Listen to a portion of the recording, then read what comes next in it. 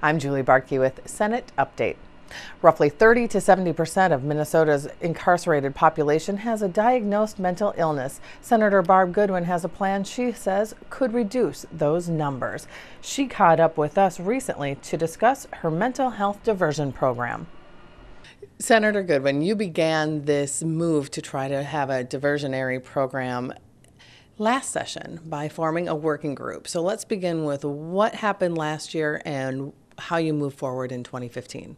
Well, I started looking at a year before that about how many people end up in jail because of a mental illness, and found that in the state it's 30 to 70% of people in jail have a mental illness, and it's not because they all belong there, it's because they're not alternatives to that.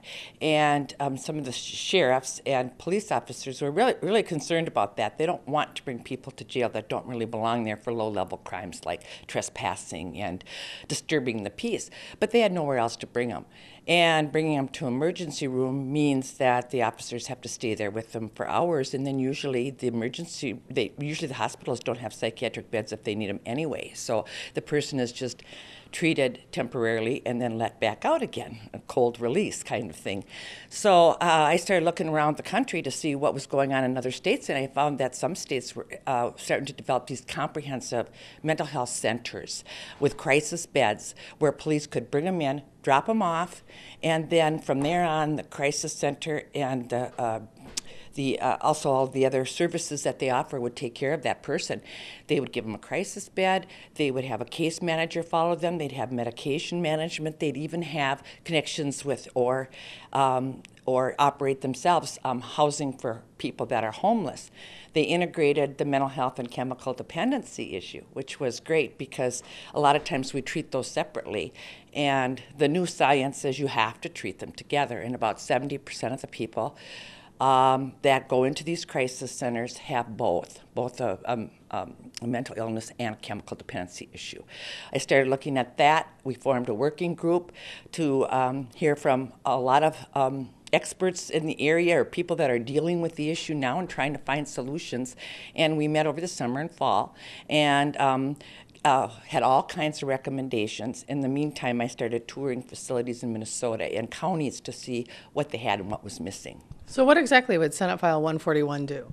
It would create this, it's exciting to me because it would create these centers where police could drop off somebody, for example, and I heard tons of stories about how people ended up in jail and got sicker and sicker and keep repeating. So instead of having that happen, they would end up at this crisis center. The crisis center would decide whether they needed immediate outpatient services, whether they needed a crisis bed for a few days, whether they needed to go on to longer-term residential treatment. They would have case managers follow them back into the community to help with their medication and their other needs, and they would help them fill out whatever forms they needed to get health insurance, to get Social Security disability if they're eligible, and so they wouldn't be repeating over and over again because they'd have the continuum of care that they need. And so what would the price tag be on your legislation, and also any idea what the savings could perhaps be on the Corrections Department's budget? Well, in Orlando, in Orange County, they save up to $50 million just on the jail costs. That doesn't even count the emergency room costs, which are tremendously expensive if they end up there, or the psychiatric beds in a hospital if they end up there. So I don't know exactly what the savings would be here, but I'm just looking at a program there that has been operating for about 11 years and seeing the progress that they've made. My bill would cost $8 million, and it's set up to be up to $2 million for startup funds, for whatever they have to do to start it up, building or property or whatever. And then they'd have to look for all kinds of other funding to see what their ongoing funding would be. And I just read in the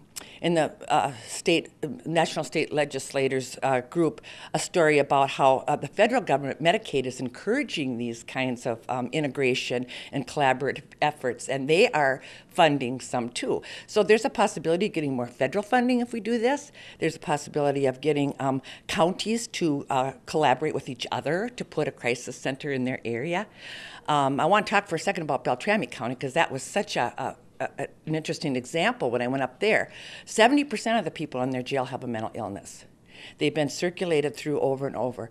The police have nowhere to bring them except jail unless they go 150 miles to North Dakota. So that's almost a whole day's trip for an officer to bring somebody to a crisis bed in North Dakota.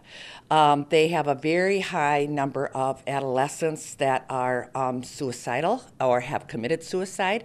They have they're one of the poorest counties in the state.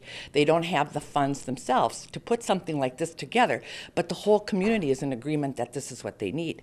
So we also have a bill that would specifically address Beltrami County's issues. But over half of the funding in my bill would go to rural Minnesota, greater Minnesota, because that's where really horrendous needs are. We have a lot of needs right here in the metro area as well. So some of the money will go there. And I'm having the Department of, which doesn't happen often enough, the Department of Health, Department of Human Services, Minnesota Housing Finance Agency, all work together to help the communities that get these grants to make sure that they get what they need.